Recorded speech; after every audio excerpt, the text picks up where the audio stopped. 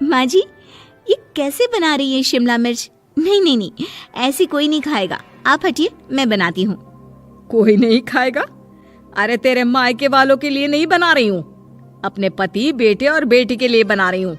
और वो लोग शिमला मिर्ची ऐसी ही पिछले कई सालों से खाते आ रहे हैं। बहू बहू हो ना, थोड़ा सोच समझ कर जबान खोला करो, समझी?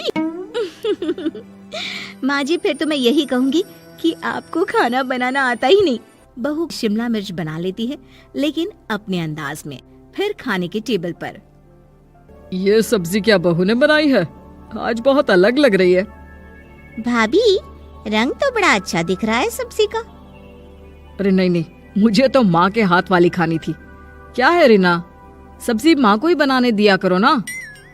सास, जिसे अब थोड़ा सा अपना पल्ला भारी दिख रहा होता है। अरे अब बेटा मेरा जमाना आ गया।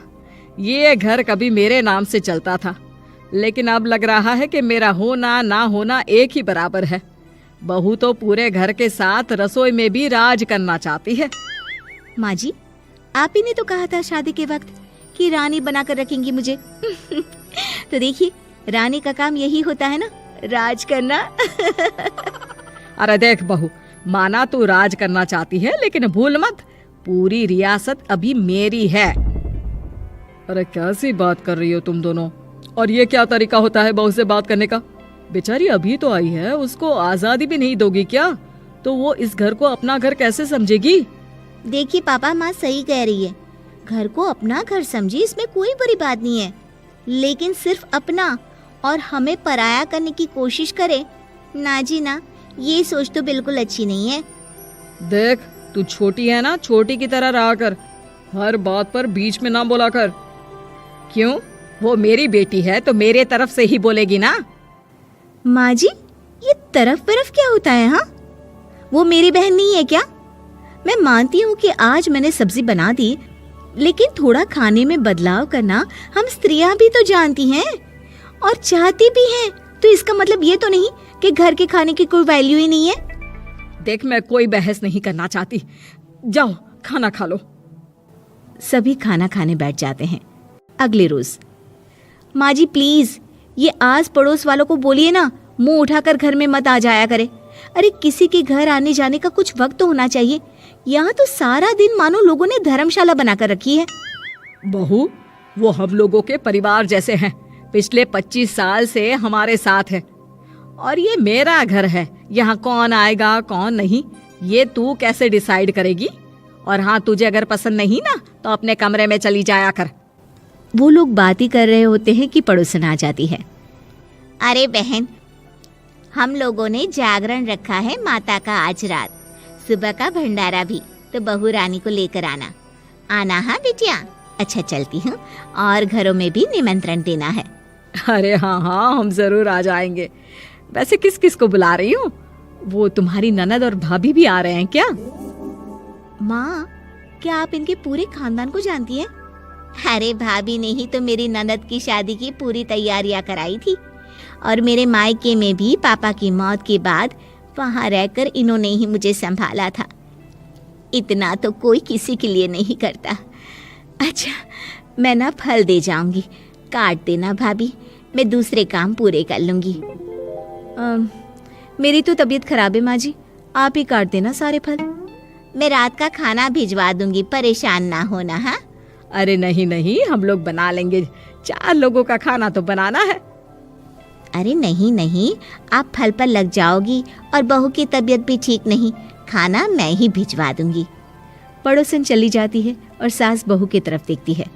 देखा, जिसे तू धर्मशाला बोल रही थी, वो कितने अपने हैं।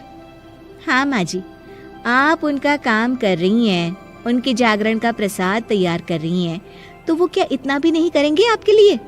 ओहो, तुझसे बहस क्या करना बहू। तभी बहू की माँ आ जाती है।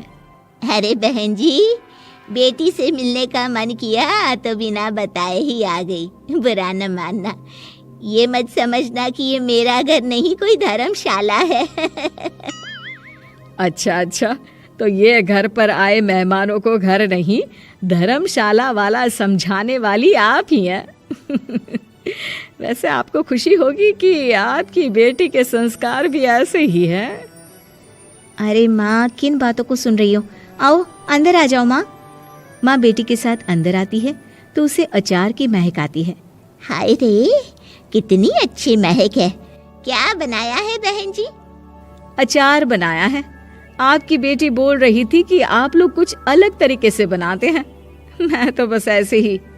हम लोगों के घर पर तो अचार टिकता ही नहीं है। अरे आता ही किसे है अचार बनाना? लेकिन जैसे ही बेटी माँ को कमरे में ले जाती है, क्या है माँ, क्यों आ गई यहाँ पर? बताकर तो आना चाहिए।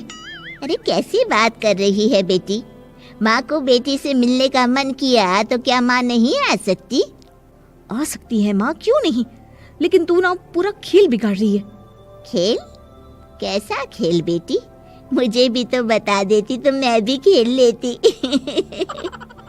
माँ, जब से शादी करके इस घर में आई हूँ ना, सासू माँ ने मेरा घर का रट लगा कर रखा है। अब मैं ये बताना चाहती हूँ कि यहाँ मैं आ गई हूँ। कोई भी चीज जो पहले होती थी वो ठीक नहीं थी, तो मैं उसे परफेक्ट करूंगी। अच्छा, यानी बात सिंहासन की है कि पहली रानी को उतारना है। हाँ माँ, तुम्हें जो समझना है समझो, लेकिन बात तो यही है। पर बेटा वो... बेटी कुछ नहीं समझती और दरवाजा खोलकर बाहर चली जाती है। माँ, जो कि एक अच्छी औरत होती है, बेटी को समझाने की कोशिश तो करती है। बाहर सास के सामने माँ कहती है, अरे बहन जी, आप चलिए ना मेरे साथ मेरे घर, बहू का मायका भी देख लीजिए। अरे नहीं नहीं बहन जी, आप ही रुकिए हम लोगों के पास। शाम को जागरण है, वहाँ ले चलेंगे। उसी का प्रसाद तैयार कर रही हूँ। अच्छा, हमें भी तो सिखा दीजिए कैसे तैयार करते हैं। अरे कैसी बात कर रही हो माँ, कितने जागरण करवा चुकी हो तुम। देख बेटी, एक बात गांठ बांध ले, हर बेटी माँ के घर जो होता है वो देखती है, लेकिन सीखती वो सास के पास ही है। सास का संस्कार वो अपनी सास से सीखती है, जो वो अपनी बहू को देती है।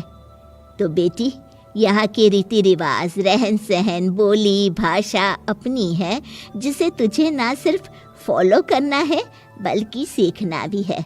और जहाँ तक सवाल है पूरे घर की रानी बनने का, तो जब तक तेरी सास महारानी है, तू रानी ही तो रहेगी।